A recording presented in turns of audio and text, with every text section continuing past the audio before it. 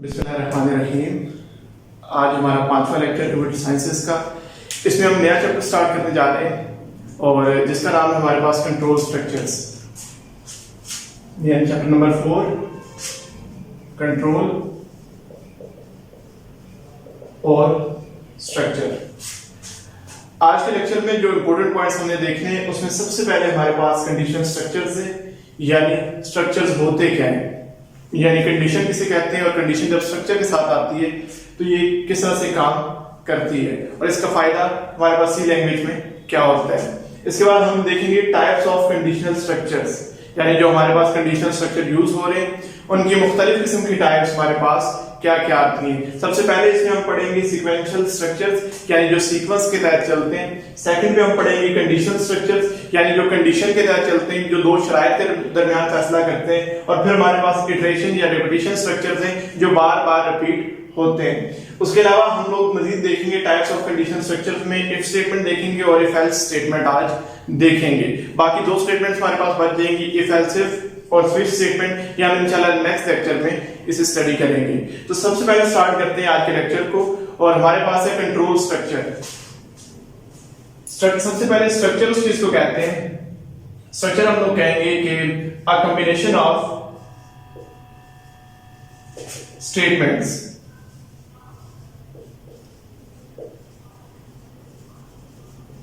यानी स्टेटमेंट्स का जो कॉम्बिनेशन है वो असल में मेरे पास स्ट्रक्चर कहलाता है। यानी स्ट्रक्चर साफ्ट को बोलते हैं। साफ्ट एक ऐसी चीज जो कि हमारे पास मुख्तलिफ चीजों का कॉम्बिनेशन होता है। जैसे हम लोग एक घर का स्ट्रक्चर तामीर करते हैं तो उससे मुराद क्या है, इसमें दीवारें भी हैं, इसमें छत भी है, इसमें गेट भी है, इसमें सब कुछ पिलर वगैरह आते हैं। तो ये स्ट्रक्चर असल में कॉम्बिनेशन ऑफ स्टेटमेंट्स होता है, यानी स्टेटमेंट्स का एक मजमूआ। सेकंड, आप कंट्रोल स्ट्रक्चर क्या होगा? Control structure that controls the flow of C program, यानी C लैंग्वेज का या C++ का जो प्रोग्राम है उसको कंट्रोल करना असल में हमारे पास कंट्रोल स्ट्रक्चर का काम है। अब कंट्रोल स्ट्रक्चर यूज क्यों किए जाते हैं? हमने मखसूस हिस्से पर मखसूस किस्म का काम करना है, यानी कुछ स्टेटमेंट्स ऐसी हैं, कुछ हमारे पास फंक्शंस ऐसे हैं जिन्हें हम मखसूस हिस्से तक यूज करते हैं। यानी सी लैंग्वेज के या तो स्टार्ट में हम यूज कर रहे हैं या मिड में या फिर एंड में यूज कर रहे हैं और एक खास लिमिटेड स्कोप के लिए उसे इस्तेमाल कर रहे हैं। तो इस चीज को कंट्रोल करने के लिए हम कंट्रोल स्ट्रक्चर्स यूज करते हैं। यानी हम लोग कंट्रोल स्ट्रक्चर इसलिए यूज कर रहे हैं कि हम मुकम्मल कंट्रोल हासिल कर सकें। यानी जो शराइत हमने दी है, जो स्टेटमेंट जो कंडीशंस हमने दे दी है उसी पे स्ट्रक्चर काम करेगा, उससे बाहर स्ट्रक्चर नहीं जाएगा। सही, तो ये था हमारे पास कंट्रोल स्ट्रक्चर, यानी असल में कंट्रोल स्ट्रक्चर कहते हैं combination of statement that control the flow of a program, यानी एक प्रोग्राम के फ्लो को कंट्रोल करने के लिए जो स्टेटमेंट्स यूज की जाती हैं या जो हमारे पास कॉम्बिनेशन ऑफ स्टेटमेंट्स है उसे हम लोग कहते हैं कि ये हमारे पास कंट्रोल स्ट्रक्चर है। नेक्स्ट चीज हमने पढ़नी है। अब ये कंट्रोल स्ट्रक्चर्स में जो हमारा टॉपिक है आज का या हमने इस चैप्टर में जो पढ़ना है वो हमारे पास कंडीशनल स्ट्रक्चर्स हैं, यानी वो स्ट्रक्चर जो कंडीशन के लिहाज से आगे चलते हैं और इन्हीं को हम लोग स्टडी करेंगे। तो सबसे पहले जो चीज हमारे पास आ रही है कंडीशनल स्ट्रक्चर्स,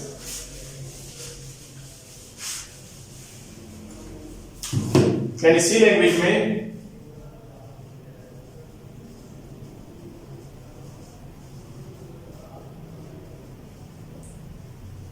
कंडीशनल स्ट्रक्चर्स क्या होते हैं। पहली चीज जो हम देखेंगे, हम लोग स्टडी करेंगे कंडीशन किसे कहते हैं।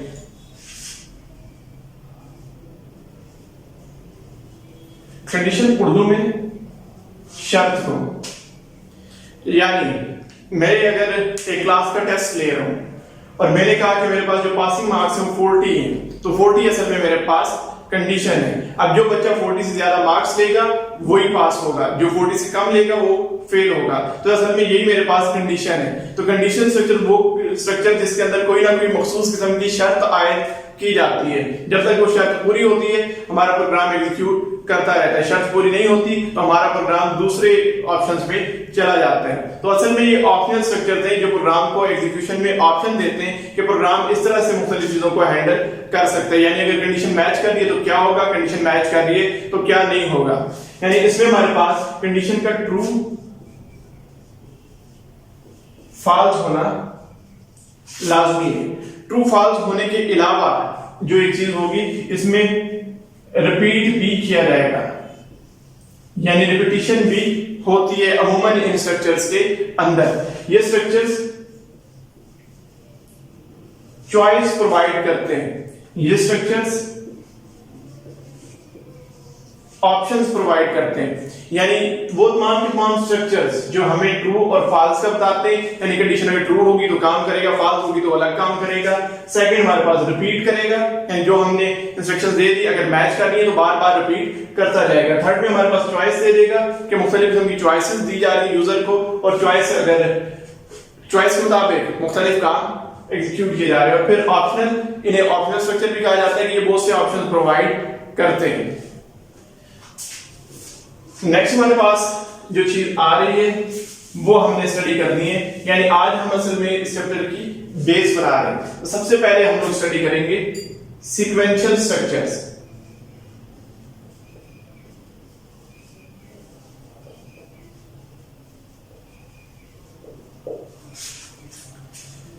हमने छोटी छोटी चीजों को मिला के समझना है कि कहा क्या जा रहा है, हमसे डिमांड किस चीज की जा रही है। तो हमने यही चीज स्टडी करनी है, हमें सिर्फ और सिर्फ मीनिंग्स देखने, और मीनिंग्स के जरिए हम बहुत सा पोर्शन या बहुत सारा कॉन्सेप्ट समझ सकते हैं, हमें कोई साइंस यूज करने की जरूरत नहीं है। तो सबसे पहले हम सीक्वेंस को देखते हैं।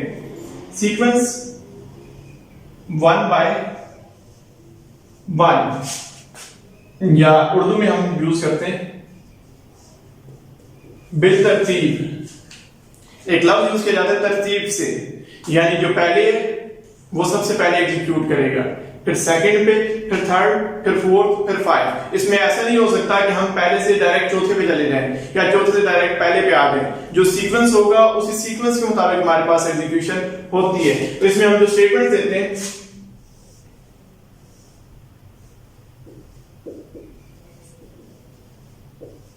वो सीक्वेंस वाइज होती है। 1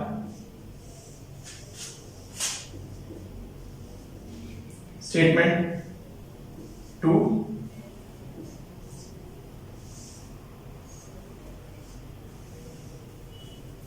स्टेटमेंट, 3 और स्टेटमेंट 4। यानी इसमें जो स्ट्रक्चर चलता है, इसमें जो प्रोग्राम एग्जीक्यूट करता है वो स्टेटमेंट बाय स्टेटमेंट एग्जीक्यूट कर रहा है। यानी मेरे पास ये स्टेटमेंट लिखी हुई है, सबसे पहले स्टेटमेंट 1 एग्जीक्यूट करेगी, फिर स्टेटमेंट 2 एग्जीक्यूट करेगी, फिर स्टेटमेंट 3 एग्जीक्यूट करेगी, फिर स्टेटमेंट 4 एग्जीक्यूट करेगी।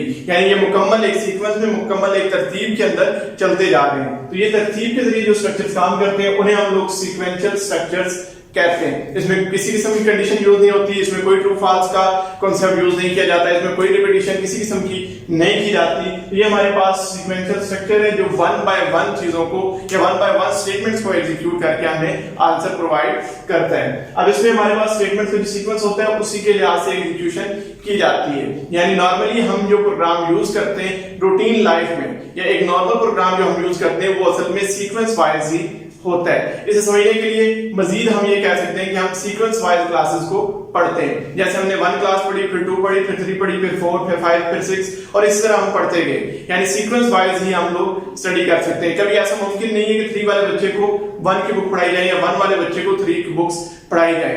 तो ये सीक्वेंस हमारी नॉर्मल लाइफ में भी चलता है। ये वही सीक्वेंस है। इसी तरह का प्रोग्राम जब हम लिखते हैं सी लैंग्वेज का, हम स्टेटमेंट्स को दर्ज करते हैं। यानी सबसे पहले जो स्टेटमेंट है वो सबसे पहले एग्जीक्यूट करेगी, जो उसके बाद स्टेटमेंट है वो उसके बाद एग्जीक्यूट करेगी, जो उसके बाद है वो फिर उसके बाद एग्जीक्यूट करेगी, और जो सबसे लास्ट है वो सबसे लास्ट में एग्जीक्यूट करेगी। ये हमारे पास सीक्वेंशियल स्ट्रक्चर बुक पे बहुत सारे डिटेल मौजूद है, वो इंशाल्लाह आप स्टडी करेंगे तो आपको मजीद इसमें समझ आ जाएगी। नेक्स्ट हमारे पास कंडीशनल स्ट्रक्चर्स।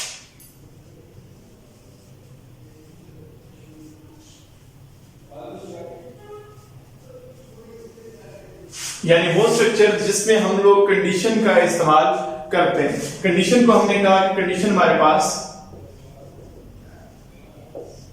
शर्त है। यानी अब इसमें जो कॉन्सेप्ट आएगा वो ट्रू और फॉल्स का आएगा। यानी इसमें जो हम चीज स्टडी करेंगे वो ट्रू और फॉल्स के जरिए एग्जीक्यूट करेगी। यानी अगर ट्रू होगी तो काम अलग होगा, अगर फॉल्स होगी तो काम अलग होगा। अगर हम इसका फ्लो चार्ट देखें,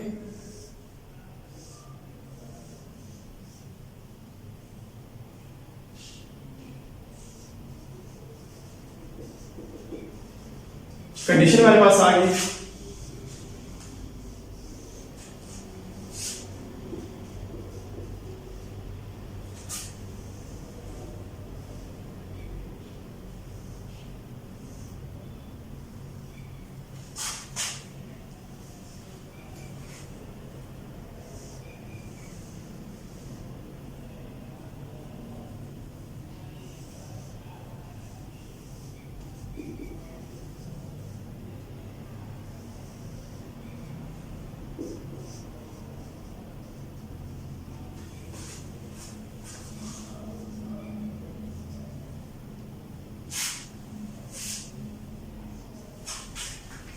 यानी अब इसमें हम इजीली इस चीज को समझ सकते हैं। हमारे पास कंडीशन स्ट्रक्चर है तो इससे मुराद ये यहाँ पे कंडीशन दी जाएगी। अब कंडीशन गिवन है, कंडीशन दो तरह से हमारे पास आ सकती है। कंडीशन के आंसर हमारे पास दो तरह के होंगे, या कंडीशन ट्रू होगी या कंडीशन फॉल्स होगी। हमने पिछले साल या इस साल के स्टार्ट में या फर्स्ट ईयर बुक में हमने जिस तरह के सिंबल्स बहुत सारे पड़े हुए हैं, यानी ये सिंबल्स काम क्या करते हैं, इन सिंबल्स का काम क्या होता है, एल्गोरिथम में या फ्लो चार्ट में ये तमाम के तमाम सिंबल्स हमने स्टडी किए हुए हैं। तो थोड़ा सा उन्हें भी रिमाइंड करने की हमें जरूरत पड़ेगी। ये यहाँ पे कंडीशन गिवन, अगर कंडीशन फॉल्स होती है तो प्रोग्राम का फ्लो इस तरफ से आएगा और ये इंस्ट्रक्शंस अलग से लिखी जाएगी और ये इंस्ट्रक्शन यहाँ पे आगे डिसीजन में एग्जीक्यूट होंगी। अगर प्रोग्राम की कंडीशन ट्रू होती है तो कंडीशन जो होगी या प्रोग्राम पे होगा इस तरफ से एग्जीक्यूट करेगा और ये वाली स्टेटमेंट सारी सारी एग्जीक्यूट करेंगी और डिसीजन मेकिंग पे आगे ट्रू वाला आंसर हमें दिया जाएगा। यानी कंडीशनल स्ट्रक्चर दो कंडीशन में, एक कंडीशन के ट्रू होने पे या फॉल्स होने पे काम करता है। कंडीशन ट्रू होगी तो अलग से आउटपुट आएगा, कंडीशन अगर फॉल्स होगी तो अलग से हमारे पास आउटपुट आएगा। तो इसे हम इसलिए यूज करते हैं ताकि हम दो चीजों के दरमियान फैसला कर सकें, ताकि हम डिसीजन मेकिंग कर सकें दो मुख्तलिफ चीजों के दरमियान। अगर ट्रू होता है, अगर कंडीशन मैच करती है तो अलग आंसर आएगा, अगर कंडीशन मैच नहीं करती तो फिर हम दूसरी एग्जीक्यूशन पे जाएंगे या दूसरे आंसर पे चले जाते हैं। तो ये हमारे पास कंडीशन स्ट्रक्चर है। इसकी जो स्ट्रक्चर हम स्टडी करेंगे नेक्स्ट लेक्चर में या आज के लेक्चर में कुछ स्ट्रक्चर स्टडी करेंगे। सबसे पहले इफ का स्ट्रक्चर, फिर इफ एल्स का स्ट्रक्चर, फिर इफ एल्स इफ का स्ट्रक्चर और चौथा स्ट्रक्चर हम पढ़ेंगे स्विच स्टेटमेंट का। यानी ये चार स्ट्रक्चर्स हमने स्टडी करने, इफ एल्स इफ और स्विच का स्ट्रक्चर। यानी ये चार स्ट्रक्चर हमारे पास कंडीशन स्ट्रक्चर हैं जो हम स्टडी करेंगे सेकंड ईयर की इस बुक में और इस चैप्टर के अंदर नेक्स्ट लेक्चर्स में। ये हमारे पास कंडीशन स्ट्रक्चर। नेक्स्ट स्ट्रक्चर हमारे पास इटरेशन स्ट्रक्चर आ रहा है।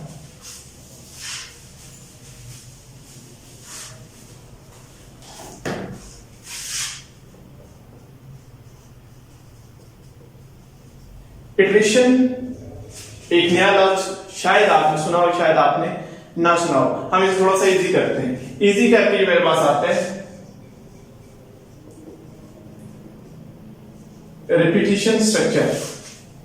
अब बात बहुत ज्यादा आसान हो चुकी है, यानी वो स्ट्रक्चर जो बार बार रिपीट करेगा, वो स्ट्रक्चर जो रिपीटिशन में आएगा, जो बार बार एक ही चीज को एग्जीक्यूट करता जाएगा कुछ चेंजेस के साथ। यानी जब एग्जीक्यूट करेगा थोड़ी बहुत चेंजेस आएंगी। इसमें भी एक चीज याद रखने वाली कि इसमें भी कंडीशन लाजमी दी जाएगी। इसका और पिछली स्टेटमेंट का, कंडीशनल स्ट्रक्चर का फर्क ये है, जब तक कंडीशन मैच करेगी तब तक रिपीटिशन होती जाएगी। जिस वक्त कंडीशन मैच नहीं करेगी हम लोग प्रोग्राम को एंड करेंगे और हमारे पास प्रोग्राम खत्म हो जाएगा। यानी प्रोग्राम की एंडिंग कंडीशन के मैच ना करने पे होगी। जितनी देर कंडीशन मैच करती जाएगी उतनी देर हम लोग रिपीट करते जाएंगे। तो रिपीटिशन स्ट्रक्चर इसी वजह से कहा जाता है कि कंडीशन के मैच करने पे ये बार बार इंस्ट्रक्शंस को रिपीट करता है और बार बार हमें नई से नई आउटपुट देता जाता है। और जब कंडीशन मैच नहीं करती तो ये प्रोग्राम को एग्जीक्यूट करता है और प्रोग्राम को एंड कर देता है। अगर इसमें फ्लो चार्ट देखें, इसमें भी कंडीशन गिवन होगी, कंडीशन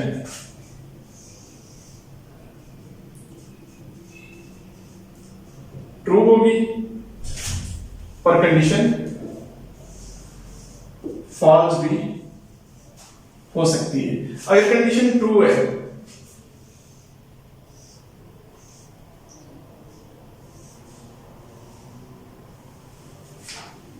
तो ये डिसीजन मेक करेगा, यानी डिसीजन को मेक करेगा और डिसीजन को रिपीट करता जाएगा। अगर इसे हम मजीद नए तरीके से समझने की कोशिश करें तो कंडीशन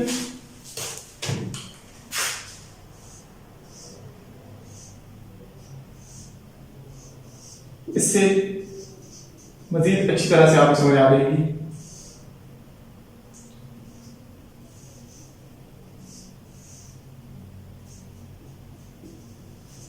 ये हमारे पास कंडीशन है, कंडीशन के आगे डिसीजन मेकिंग है, ट्रू और फॉल्स हमारे पास आ रहा है। अगर कंडीशन ट्रू होती है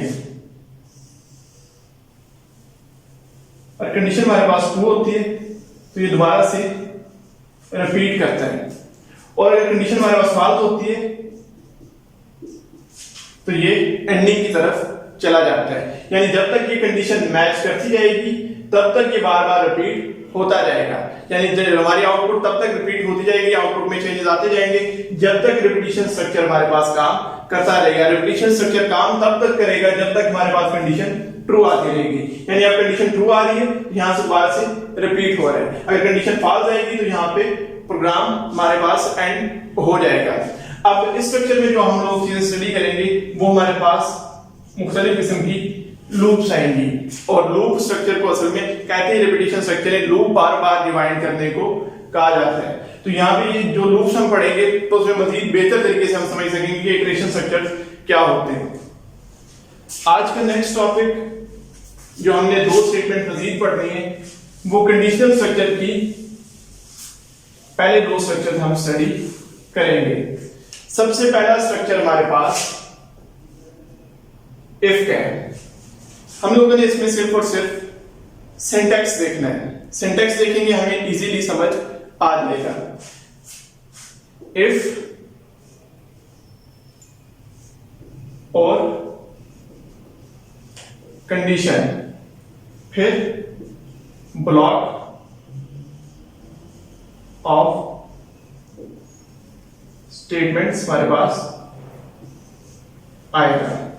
यानी हम लोग इफ का स्ट्रक्चर देंगे, इफ का स्ट्रक्चर देने के बाद हम ब्लॉक ऑफ स्टेटमेंट्स देंगे, ब्लॉक ऑफ स्टेटमेंट्स के बाद प्रोग्राम मजीद एग्जीक्यूट करता जाएगा। यानी इससे मुझे एक चीज समझ आ रही है कि प्रोग्राम यहां पे स्टॉप तब करेगा जब ये कंडीशन ट्रू होगी। अगर कंडीशन ट्रू नहीं होती तो ये तमाम काम को स्किप कर दिया जाएगा। तो इफ के स्टेटमेंट में ये सबसे पहला स्ट्रक्चर है हमारे पास, और इसे हम लोग कंडीशनल स्ट्रक्चर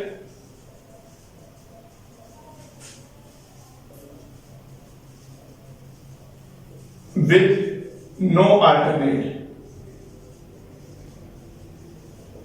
यानी इसको सेकंड नाम अगर हम कहें, हमें पेपर में क्वेश्चन आ सकता है कि right the conditional structure with no alternate, या make a flow chart of a conditional structure with no alternate, यानी ऐसा कंडीशनल स्ट्रक्चर बनाएं जिसका कोई अल्टरनेट नहीं होता, यानी इसका कोई भी अल्टरनेट या कोई भी इसकी जगह पे चीज या सब्स्टिट्यूट इसमें कोई भी इस्तेमाल नहीं किया जा सकता। सब्स्टिट्यूट से मुराद ये कि अगर इस कंडीशन मैच करेगी तो ठीक है, अगर नहीं मैच करेगी तो प्रोग्राम एग्जीक्यूट नहीं करेगा, ये वाला सारा हिस्सा स्किप कर दिया जाएगा। अब ये हिस्सा एग्जीक्यूट तब होगा जब कंडीशन ट्रू होगी, कंडीशन फॉल्स होने की सूरत में ये पूरे का पूरा हिस्सा हमारे पास स्किप कर दिया जाएगा। तो यहां पे मैंने देखा इफ कंडीशन, कंडीशन के बाद हम ब्लॉक ऑफ स्टेटमेंट्स दे देंगे, यानी वो ब्लॉक ऑफ स्टेटमेंट, वो तमाम स्टेटमेंट जिन्हें हमने एग्जीक्यूट करना है, इनकी एग्जीक्यूशन मशरूत है इस कंडीशन के ट्रू होने पर। अगर ये ट्रू होगी तभी जाके हम लोग इस चीज को एग्जीक्यूट कर सकते हैं, वरना ये तमाम काम स्किप कर दिया जाएगा। नेक्स्ट हमारे पास जो चीज आएगी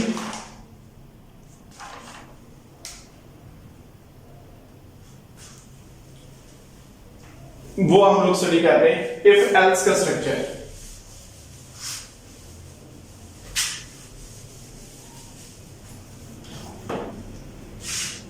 इफ एल्स का स्ट्रक्चर, यानी हम लोग इफ और एल्स, अब इसका सेकंड नाम हमारे पास होगा conditional structures with one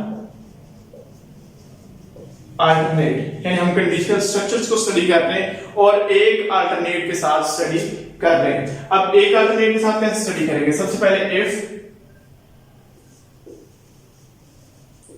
condition block of statements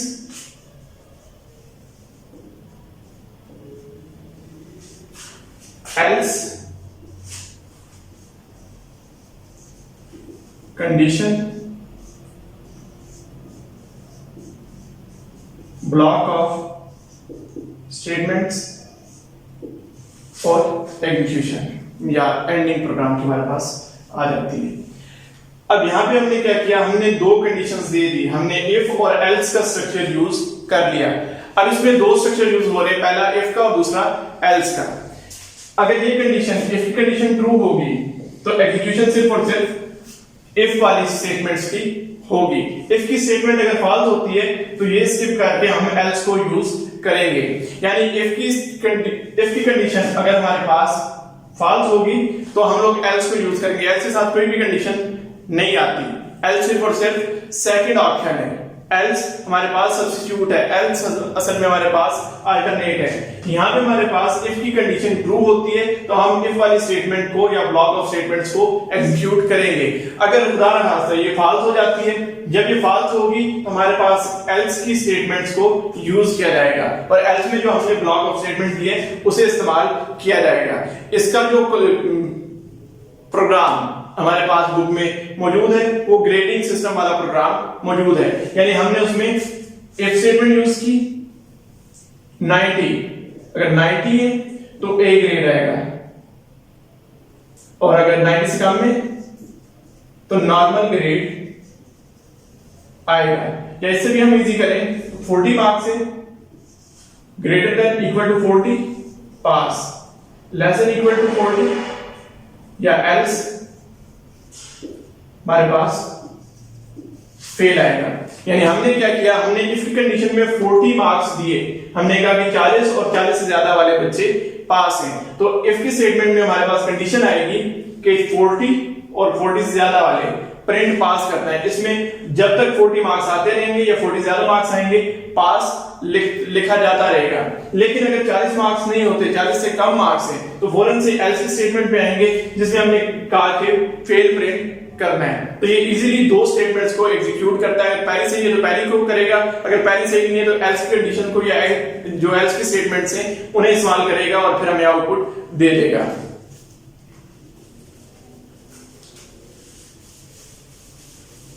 next statement हमारे पास इफ एल्स इफ, यानी ये हम स्टडी करते रहेंगे इफ एल्स और इफ की statement.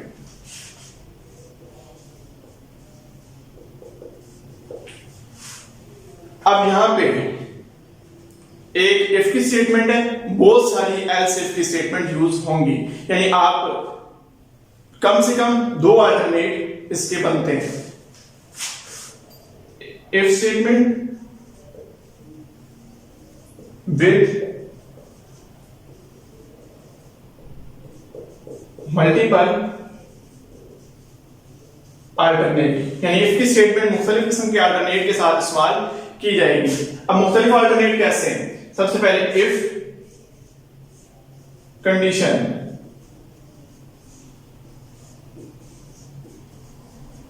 Block of statements, next else if condition block of statements,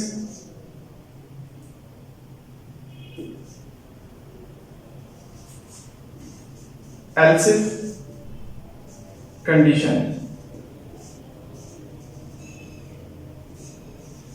same block of statement, और ये काम चलता रहेगा। यानी जितनी बार else if आप यूज करते जाते हैं आप इसे यूज कर सकते हैं। तो सबसे पहली चीज मेरे पास इफ की कंडीशन आएगी, अगर इफ फॉल्स है तो एल्स इफ पे आएगा, इसकी कंडीशन अगर ट्रू है तो ये एग्जीक्यूट होगी, अगर फॉल्स है तो नेक्स्ट पे आएंगे, अगर ये फॉल्स है तो नेक्स्ट पे आएंगे। जब तक लास्ट स्टेटमेंट पर हम नहीं पहुंचते हम लोग बार बार इस कंडीशन को मैच करते जाएंगे। कंडीशन जहां भी मैच होगी वहां पे एग्जीक्यूशन आ जाएगी। ग्रेडिंग सिस्टम का प्रोग्राम असल में इसके लिए यूज इजीली किया जा सकता है। अगर 90 है, 90% मार्क्स है, इफ की स्टेटमेंट 90% देंगे तो a plus 80% A, 70% B, 60% C, 50% D, 40% fail. यानी इसमें हमने क्या किया, एग्जाम्पल में हमने इफ की स्टेटमेंट में 90% मार्क्स दिए, जिस बच्चे के 90% मार्क्स आएंगे वो बच्चा A प्लस ग्रेड में आएगा। यानी जिसके 90% मार्क्स आए प्रिंट करना है A प्लस, यानी ये हमारे पास इफ की कंडीशन में आएगा। सेकंड हमारे पास एल्स इफ आएगा, यानी अगर 90% नहीं है 80% मार्क्स है तो एल्स इफ में A ग्रेड आएगा। अगर 80% भी नहीं है फिर एल्स इफ यूज होगा 70% और B प्रिंट किया जाएगा। अगर इतने भी नहीं है फिर एल्स इफ यूज किया जाएगा 60% को प्रिंट किया जाएगा और C ग्रेड हमारे पास डिस्प्ले में आएगा। इतने भी नहीं है एल्स इफ 50% और D प्रिंट किया जाएगा। फिर एल्स इफ 40 और अगर वो भी नहीं है तो फिर इनवैलिड इनपुट आ जाएगी। तो ये हमारे पास इफ एल्स इफ की स्टेटमेंट्स यूज की जा रही है। यानी इसमें हम लोग क्या कर रहे हैं, हम लोग इफ को यूज कर रहे हैं, हम लोग एल्स इफ को यूज कर रहे हैं और हम लोग फिर मुख्तलिफ कंडीशन को यूज करते करते अपने प्रोग्राम को चलाते जा रहे हैं। यानी बहुत ज्यादा मल्टीपल अल्टरनेट हमारे पास मौजूद हैं जिसके जरिए हम प्रोग्राम को एग्जीक्यूट कर रहे हैं। ये था हमारा आज का लेक्चर जिसमें हमने मुख्तलिफ चीजों को स्टडी किया। सबसे पहले हमने, अगर ओवरव्यू में हम जाएं, हमने कंडीशनल स्ट्रक्चर्स को स्टडी किया। हमने कहा कंट्रोल स्ट्रक्चर क्या होते हैं, पहले वो स्ट्रक्चर जो कंट्रोल करते हैं और प्रोग्राम को एक फ्लो में लेके चलते हैं और हमारे मुताबिक कंट्रोलिंग हैंडल करते हैं। फिर हमने कहा कंडीशनल स्ट्रक्चर्स क्या होते हैं, वो स्ट्रक्चर जो कंडीशन को यूज करते हैं और कंडीशन के जरिए तमाम एग्जीक्यूशन करते हैं, ये हमारे पास कंडीशनल स्ट्रक्चर्स कहलाते हैं। कंडीशन असल में शर्त को कहते हैं। फिर हमने कहा टाइप्स ऑफ कंडीशनल स्ट्रक्चर्स क्या है। इसमें मैंने कहा कि मेरे पास 3 किस्म के स्ट्रक्चर सेकंड ईयर की जो स्टडीज हैं उसमें यूज किए जाएंगे। सबसे पहले सीक्वेंशियल स्ट्रक्चर, यानी जो सीक्वेंस बाय सीक्वेंस एग्जीक्यूट करेगा, यानी स्टेटमेंट बाय स्टेटमेंट 1 2 3 4 इस तरह से एग्जीक्यूशन करेगा। सेकंड मेरे पास कंडीशनल स्ट्रक्चर से, यानी जो कंडीशन के ट्रू और फॉल्स होने पे हमारे पास एग्जीक्यूशन करते हैं। इसकी एग्जांपल में मैंने कहा कि हम यूज करेंगे इफ स्टेटमेंट, हम इफ एल्स यूज करेंगे, इफ एल्स इफ यूज करेंगे। इफ की स्टेटमेंट हमने यूज की, मैंने कहा कि इसका कोई भी अल्टरनेट नहीं है। If statement with no alternate हम इसे कह सकते हैं, क्योंकि इसमें कंडीशन ट्रू होगी तो एग्जीक्यूशन होगी, फॉल्स होगी तो सारा जो ब्लॉक ऑफ स्टेटमेंट है उसे स्किप कर दिया जाएगा। फिर मैंने कहा कि इफ एल्स को हम यूज करेंगे if statement with one alternate में मैंने कहा कि जब हम लोग इफ की स्टेटमेंट को ट्रू करेंगे तो इफ की जो कंडीशन है या इफ के जो ब्लॉक ऑफ स्टेटमेंट्स है वो एग्जीक्यूट करेगा।